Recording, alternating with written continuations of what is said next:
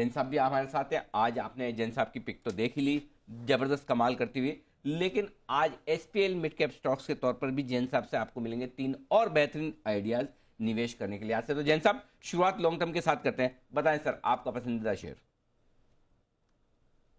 बिल्कुल बिल्कुल, good morning Anil ji once morning. Again. और पिछली बार जो कॉल्स दिए थे मैं उसकी अपडेट जरूर से देना चाहूंगा। हॉकिंस प्रेशर कुकर, तो इसने तो पूरा पका दिया, टारगेट पूरा पहुंच गया, 4790 का टारगेट दिया था।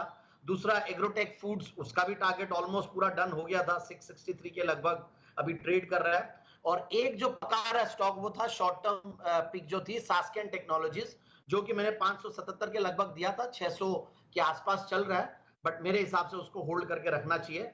और आज जो मैं स्टॉक लेके आया हूं वो है इलेंटास बैक इंडिया। इलेंटास बैक इंडिया ज्यादातर सुनने को नहीं मिलता ये कंपनी का नाम, बट एक बेहतरीन क्वालिटी कंपनी है।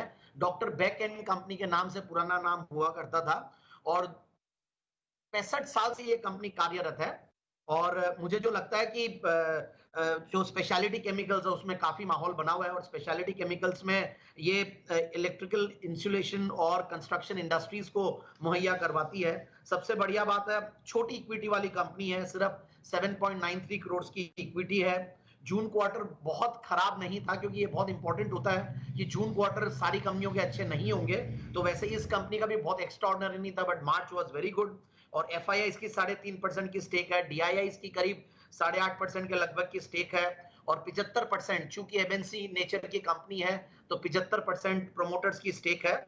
और मुझे जो सबसे बढ़िया लगता है, रिटर्न ऑन कैपिटल एम्प्लॉयड करीब 18 के लगभग है, और सेल्स की ग्रोथ बहुत ज्यादा नहीं है, तो ठीक ठाक सी है। मैं यही बोलूंगा कि पिछले 5 साल में 11% की कैगर से कंपनी ग्रो की है। तो इन सबको देखते हुए लगता है कि ये स्टॉक अभी 2300 के लगभग ट्रेड कर रहा है, और टेक्निकली भी बहुत बढ़िया हो गया अपने 200 के 2750 2800 के टारगेट्स के लिए इस स्टॉक को बिल्कुल लिया जा सकता है। पोजिशनर बताइए सर। मीडियम टर्म पिक के तौर पे जो पिक लाया हूं वो है वेसुवियस इंडिया, एक बेहतरीन एमएनसी कंपनी अगेन, और रिफ्रैक्टरीज में ये कंपनी है। और सबसे बढ़िया बात है, जीरो डेट कंपनी है, बोलना कोई जरूरी है ही नहीं है, और 75% के लगभग की इसमें प्रोमोटर की शेयर होल्डिंग है। और सबसे बढ़िया बात है, पिछले 3 साल के अगर प्रॉफिट की कैगर देखें तो करीब 8% के लगभग है, सेल्स की कैगर भी करीब 8-9% के लगभग है।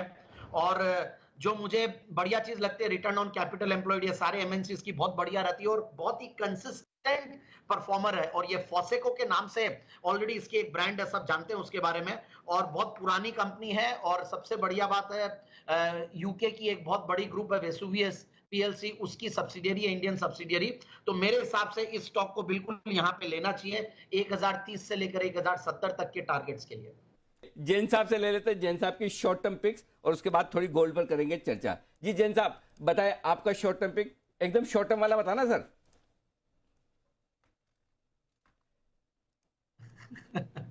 बिल्कुल अनिल जी, आज आपने थोड़ा सा हिंट दे दिया था। और टीएनपीएल, अब देखिए इसमें भी बहुत बड़ा कंफ्यूजन रहता है।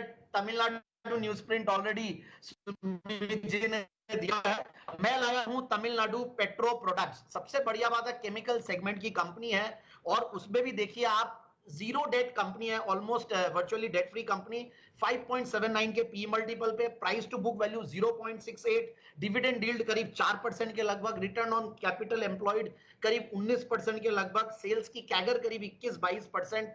इन सब को देखता हूं तो मुझे ये कंपनी बहुत सस्ती लगती है। और सबसे बढ़िया बात है, अगर जून क्वार्टर के रिजल्ट्स भी देखिए, जो कि बहुत बड़ा इंपॉर्टेंट फैक्टर होता है क्योंकि लॉकडाउन के दौरान था, तो मार्च से ज्यादा बेहतर जून क्वार्टर रिजल्ट्स थे। करीब 13 करोड़ का नेट प्रॉफिट्स था, और 7 करोड़ का मार्च में था, और उसके सामने 22 करोड़ 20 करोड़ हर क्वार्टर में पैसा कमा रही है। सो ओवरऑल मुझे लगता है कि बहुत सस्ती है ये कंपनी, और इन वैल्यूएशंस पे काफी सस्ती है। आराम से ये करीब मेरे को लगता है कि 45 रुपए के टारगेट्स, कुछ ही, वैसे तो 40 का पहला टारगेट देना चाहिए क्योंकि शॉर्ट टर्म पिक है, और 45 तक का मैंने टारगेट दिया है, क्योंकि बोलते ही मेरे हिसाब से चलना चाहिए। ये ऐसा स्टॉक है, क्योंकि इन भाव के स्टॉक्स जल्दी जल्दी मूव देते हैं, और लोगों को इन रुपया 50 रुपए के नीचे वाले स्टॉक्स का, तो मेरे हिसाब से आराम से 40 से 45 रुपए टारगेट्स के लिए इसको सकता है यहाँ पे। और फ्लेवर है पर्टिकुलरली, और चार्ट्स पे बहुत ही बेहतरीन हो रखा है।